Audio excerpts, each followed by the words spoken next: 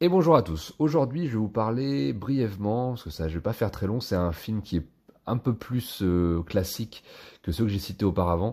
Il s'agit donc de La mort était au rendez-vous de Giulio Petroni, avec voilà, qui fait partie un de mes tout meilleurs films de western italien, avec Lee Van Cleef, un des tout meilleurs Lee Van Cleef, peut-être un des 5 meilleurs qu'il ait fait là-bas en Italie, et avec John Philip Lowe que vous avez pu voir dans Barbarella, qui joue le rôle de l'ange, je crois, et qui reprend en fait une espèce de, enfin esthétiquement, il ressemble beaucoup à une sorte de blondin, à une sorte d'homme sans nom.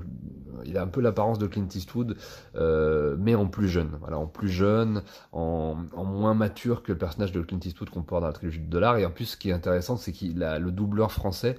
Le doubleur de la VF a la même voix, et c'est le même doubleur de ce personnage que le personnage de Clint Eastwood dans la trilogie du dollar. Et en plus de ça, Lee Van Cleef a un rôle aussi un petit peu similaire dans l'attitude, dans plein de choses que dans Et pour quelques dollars de plus. Et en plus, il a la même voix, c'est aussi le même doubleur. Donc voilà, ça fait un petit lien comme ça, un petit pont. Le récit est très classique, c'est un traditionnel film de vengeance, hein. L'histoire d'une famille qui se fait massacrer par des bandits. Voilà, c'est tout ça, c'est au début du film.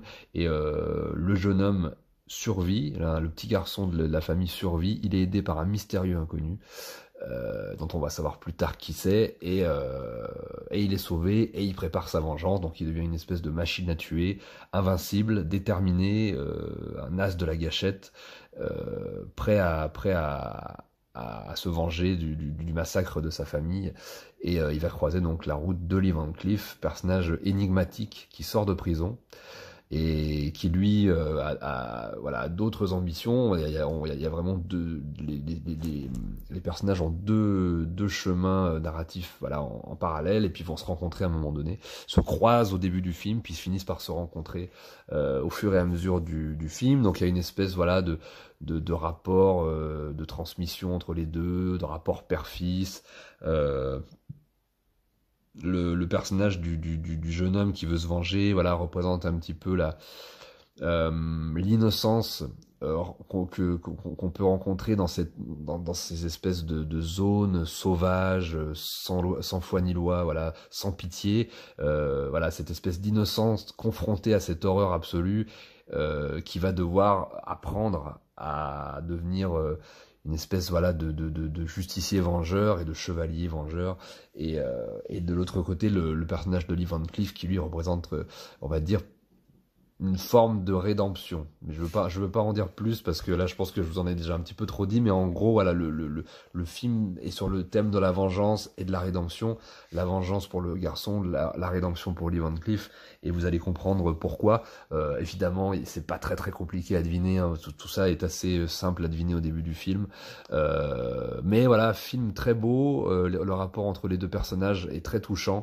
On a vraiment deux archétypes du western, et notamment du western italien, qui se croisent, qui sont très intéressants, très touchants dans les rapports, dans les dialogues.